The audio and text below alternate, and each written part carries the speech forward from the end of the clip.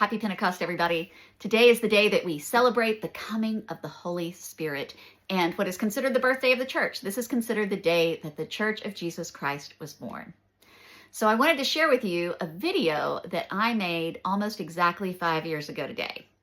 And if you don't remember what was going on 5 years ago today, we were in some of the bleakest, darkest days of the pandemic. My family, we were living in New York City. We'd been there for less than a year, living in an apartment that we never thought that all three of our family members would ever be living in for a long period of time, and certainly not a place where we would be living, working, going to school, and being together 24/7. We were, however, blessed with this small little back patio in the brownstone apartment that we rented at the time, and we had an easily accessible outdoor space in the pandemic in New York City, which was the best thing you could have at the time. And we were so grateful and so blessed to have that. And that is where I made this video about 5 years ago today. Take a look. So a couple of days ago, I cut my hair. Never cut my hair before, but it was getting long and it's heavy. I have really thick hair.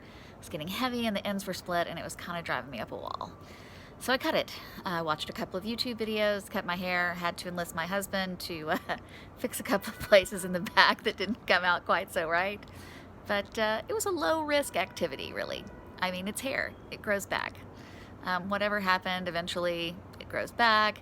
Eventually I will be back to see someone who knows what they're doing and they can cut it properly and I can get some color back and quit having these dark roots and all will be back to the way it was before.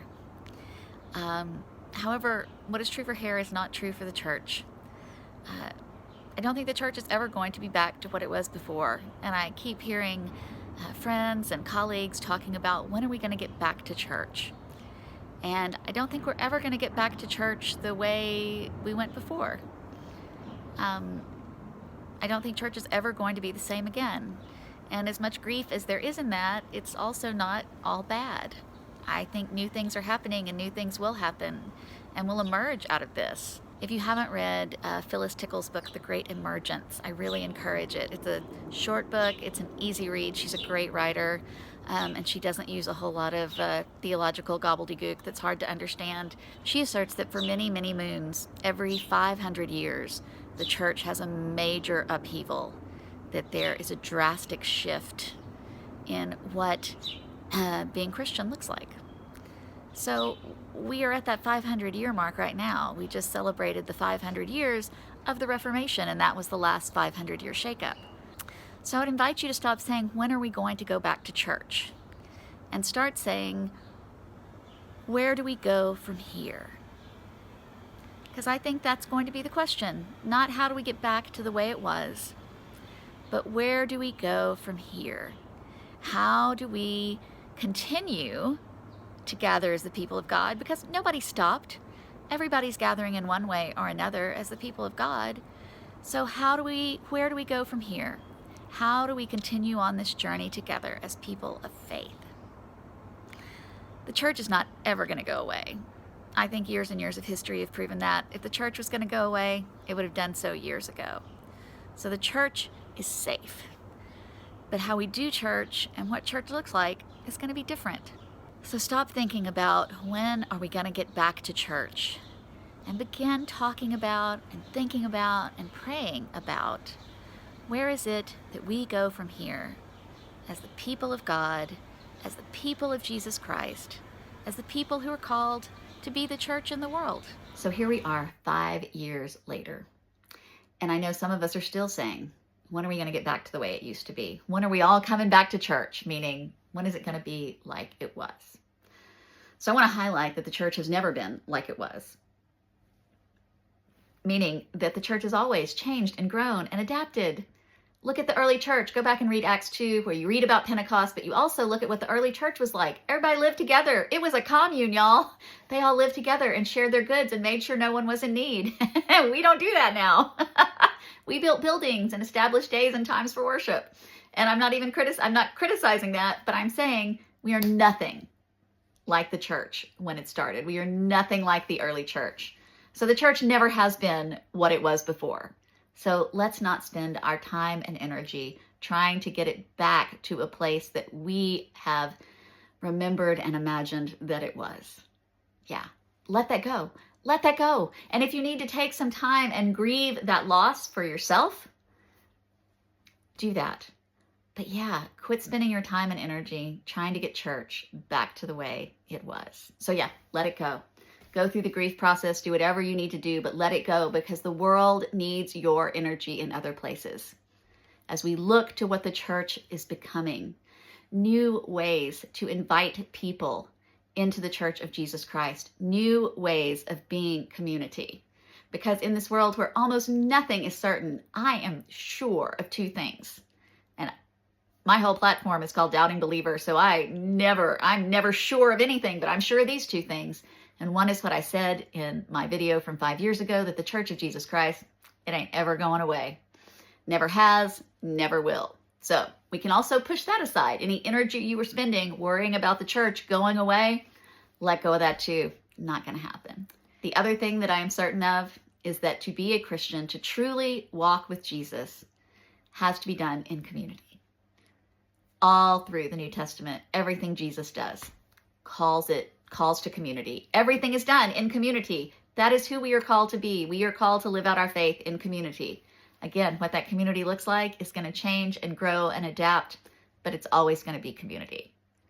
Church is never going to go away. Always going to be community that is a part of the Christian faith. So go forward knowing those things are true. And let's ask ourselves, where are we going? What is the church becoming, and how are we going to be a part of it? And I think part of it for right now, where we are as a country, as a world, part of being a Christian is being staunchly anti-white Christian nationalism. I did not have on my bingo card that sect of Christianity, which has always existed, would come and be so out and loud and proud. And those of us who are followers of Jesus Christ need to do everything we can to speak out against it, to stand up against it, and to work to put an end to it, because everything about white Christian nationalism is antithetical to the things that Jesus taught us.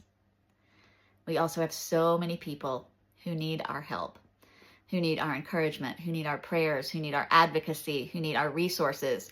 And as we can see almost daily, the resources that our country is providing to the least of these. And if you read your Matthew 25, you know that Jesus said, whenever we do something to the least of these, we do it unto him. We have more and more people who need our help. And we don't need our energy being siphoned off by trying to get the church back to a place where we think it used to be or where we think it should be, and instead live into, where is Jesus calling us now? And how can we be the church for the people who need us most? So on this Pentecost Sunday, I want you to do two things.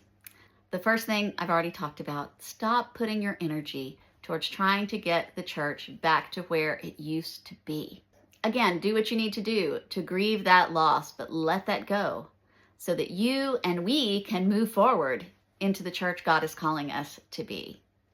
And I want you to take this image of fire that is part of the story of Pentecost. And I want you to imagine that that fire is not the kind of fire that burns us out, but the fire that not only inspires us from within, but that it burns out any fear or uncertainty we have as we move forward in trying to become the people God is calling us to be in new and different ways.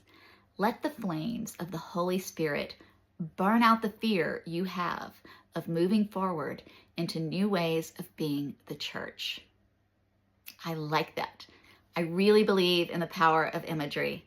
So take that image of the fire of the Holy Spirit, of the fire of Pentecost, and let it burn out whatever fear or doubts or uncertainties you have as you move forward in your life of faith and with your community of faith, whatever that looks like for you right now. So yeah, y'all, the church is never going to be what it was, and it never was what it was, if you can follow all of that. It's Pentecost, y'all. And let the winds of the Holy Spirit flow through you and inspire you. Let that fire burn out any fear you have about moving forward in your own faith or helping the church move forward into those new places and spaces God is calling us to be.